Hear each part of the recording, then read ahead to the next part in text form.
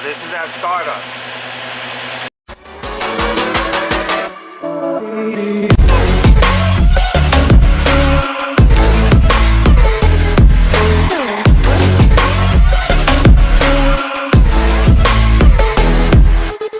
Alright guys, so as you just saw, we tested the oil pressure and yes, it was a success.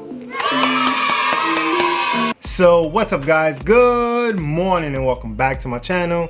It's your boy Eddie. Hope you all having a beautiful day today. So today I just wanted to update you guys in regards to my build. I did the oil pressure test. As you saw in the last video shoot, it was supposed to be included in there. However, I just decided to cut it and make a whole different video about it. That way we can talk a little bit about the oil pressure test, when it's needed, and yeah, what it serves its purpose for. So let's rewind. Why did I want to do an oil pressure test? Number one, my gauge was off. It will read 0, it will read 120. Sometimes at idle, it will be like maybe 10, like it'll be extremely low on the gauge. And that will trigger my oil pressure light. And of course, naturally, if the oil pressure is off and that sending unit, the sensor is sending that signal to the ECU, of course, what happens? Everything else is triggered to work around it. And that's why I wanted to test my oil pressure. Luckily for us, the oil pressure sending unit, it's right in the front of the engine.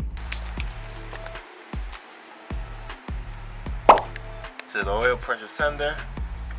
That way we can go ahead and double check, see what's going on. So whether you got a 350z or a G35, it's right there. It's easy to access. All you gotta do is remove the connection, the plug, then unscrew it from there, and then you're good to go. Of course, some oil is gonna drip out, but you go ahead, get your oil pressure test kit in. Boom. It's gonna come with a few goodies. Here you go. Like so. All right. And if you have a G35 or a 350Z, this is the spec sheet. Yes, you can take a screenshot of it. It shows what your oil pressure is supposed to be at idle and at different RPMs. Just make sure that you're within spec when testing. And when you're installing this kit, this here, the oil pressure test kit, or even a new sending unit, make sure you don't tighten it too much where you over tighten it, because then you're gonna open up a whole new can of worms and you don't wanna go down that road where you may have to tap it and yeah, put a new coil and everything. It's not fun.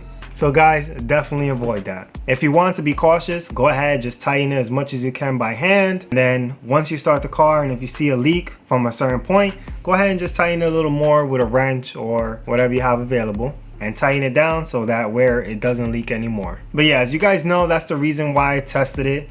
I wanted to make sure that my engine was healthy because as you guys know, I got this at 160,000 miles. The last owner really didn't take care of it, as you guys seen with my other videos. And being that the gauge and we were getting the oil pressure light, both things were not corresponding, I figured, hey, while we got everything off and we're putting everything back together, let's just go ahead, continue the build and just check the oil pressure real quick. That way we can see if it's the sending unit that's interfering with everything. And looking at the needle when testing it, you could definitely tell that it's good. It's not bouncing anywhere, and if it is, guys, that is not a good thing. It could be an oil pump, but at the same time, most likely it is the bearing clearances, and yeah, that is not a good thing. So if you have a steady needle like mine and it's not jumping around, that is definitely a good sign that you got a healthy motor and a healthy oil pressure. Now go ahead and just match up your readings with the RPM and the pressure that it's supposed to be at according to the factory specs, which you can see here.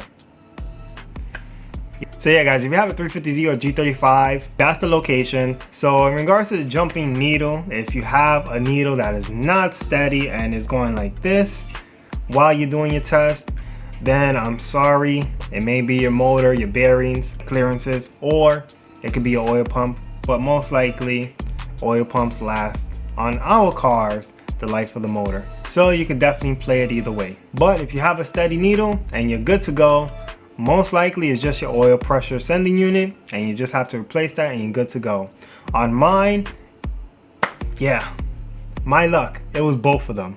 Not just one, but two. I had to replace the sending unit and then right after I had to do the oil pressure gauge. So yeah, my luck, huh? Both things failed. But definitely as soon as I changed the oil pressure sending unit, yeah, I didn't get the low oil pressure light. The gauge was still acting up, but it was reading a lot better than it was before. Essentially though, down the line I had to replace the gauge. And those you could definitely just get off of eBay, or if you want you could go get it from a dealership where they charge I think like $900 if I'm not mistaken. But for $40 you could just get it off of eBay, plug it up, and boom, you'll be good to go.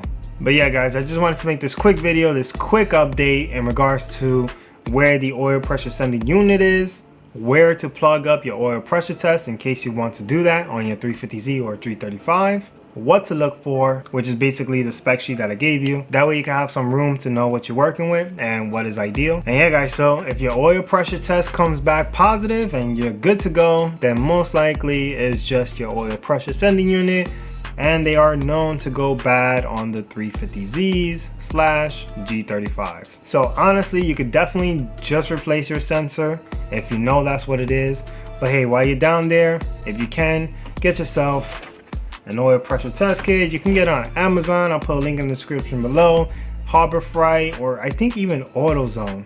Even at AutoZone, I think you could rent them. So that may be an option for you as well. So guys, I hope you enjoyed this short video. This was just me updating you guys on the oil pressure test that I did on my car, why I did it, and what to look for. So if you enjoyed this video, definitely give it a big thumbs up. If you are new to the channel, please hit that subscribe button, join the bell, join the vlogs, and at the end of the day, let's have a good time together. And to my subscribers who watch my videos, thank you so much for the ongoing support. Definitely appreciate it. And if you have any questions or comments, definitely drop them below. And guys, just to stay up to date with the build, you can definitely follow me on IG. That way you can see where I'm at in regards to my progress, and yeah, enjoy some awesome shots. All right guys, so I'm gonna go ahead and just sign off here. Hope you enjoyed this quick video. And like I said before, if any questions or comments, definitely drop them below. I'll see you in the next one. And like always, think for the future, enjoy your present, and don't focus too much on the past. Peace.